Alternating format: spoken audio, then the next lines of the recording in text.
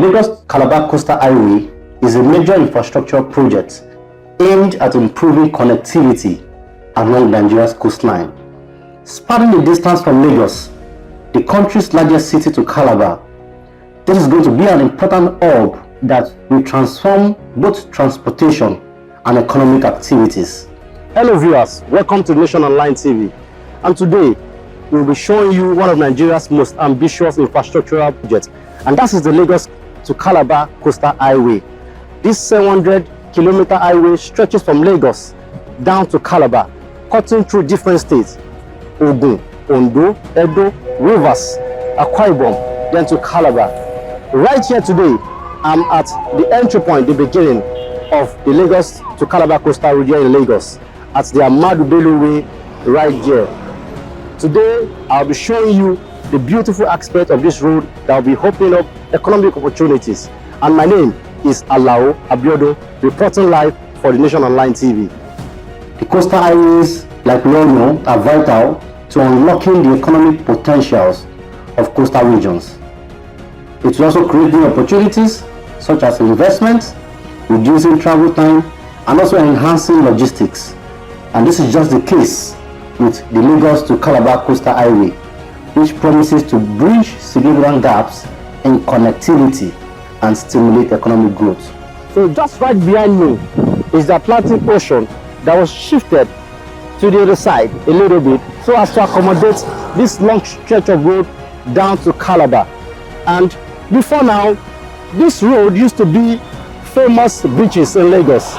From Lagos Beach, we have the New Beach, we have the Landmark Beach, and other private beaches here. But now what you can see is a long stretch of road that has been created, and the waters has been shifted. And now we have a long stretch of road that will lead people, commuters, motorists from Lagos down to Calabar on this road. Let me take you to the history and background of this project.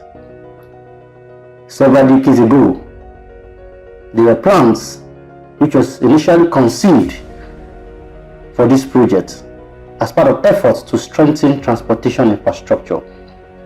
Key stakeholders were involved in the project, such as the government, local contractors, international investors, and regional partners.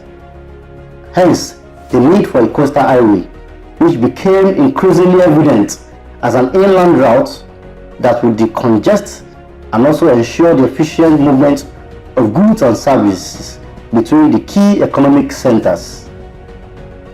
The Lagos to Calabar Coastal Highway covers a strategic route from Nigeria's largest urban center in Lagos to Calabar, spanning hundreds of kilometers, which is 700 kilometers, crossing through coastal cities and towns.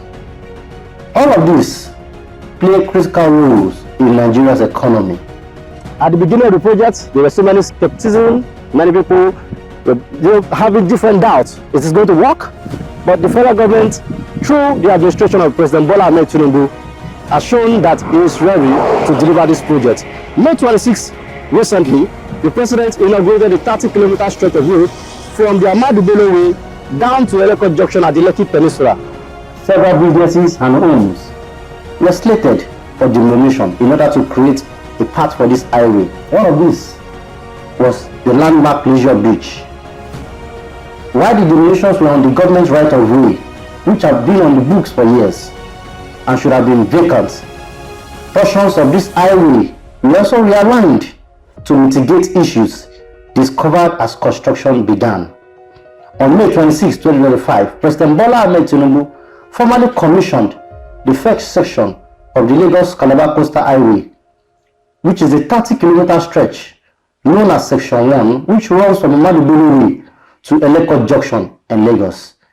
The event was well attended by government officials and contractors, and it was described by the presidency as a major step toward the implementation of a nationally strategic project.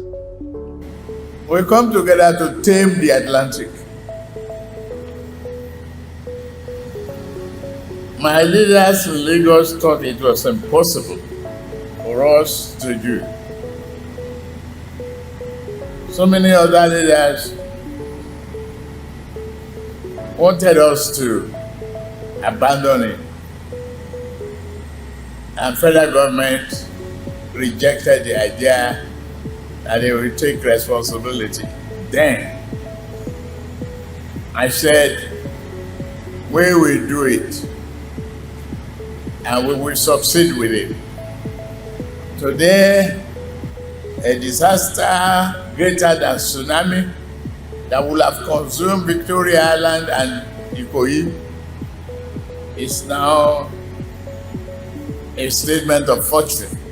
One thing that is evident in this project is the speed and professionalism involved in handling of this project, which the administration have shown in delivering on this promise. One other factor that gives hope is the reputation of the Minister of Works, who has deployed his expertise as a civil engineer to the infrastructure agenda of the federal government, ensuring that Nigerians get value for their construction naira. Umali is a thoroughbred and experienced engineer who acquitted himself as the governor of Ebonyi State and has registered its exploits in infrastructural development.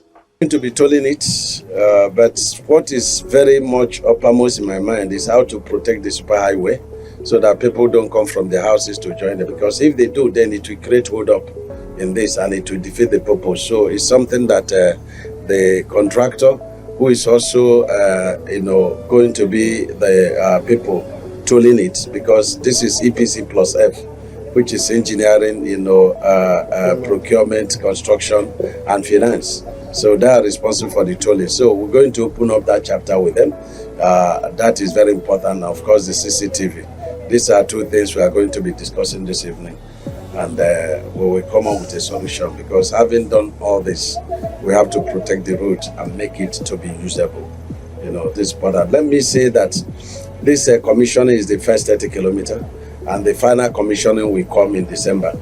And not only this will be finally commissioned in totality, then it will also be flagged off, for tooling by that December by Mr. President. And then, of course, we have some sections in Section 2, to be commissioned. The government has chosen to expand the country's economy by making much needed investments in infrastructure, such as this coastal highway, to create opportunities. Already, the federal government has gotten the buy-in of stakeholders across the state, and we soon turn the sword of the project from Calabar end so that work progresses from both ends and the 2031 target for finishing this project is met.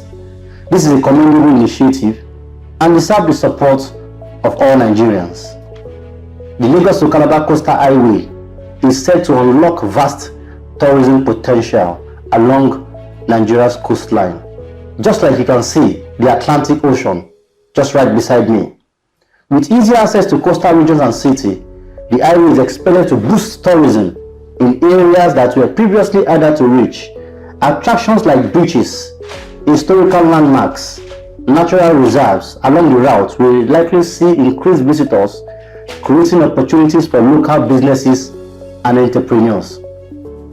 The enhanced road infrastructure will connect one of Nigeria's major tourist destinations, such as the Cross River National Park and Afi Mountain Wildlife Sanctuary in Calabar.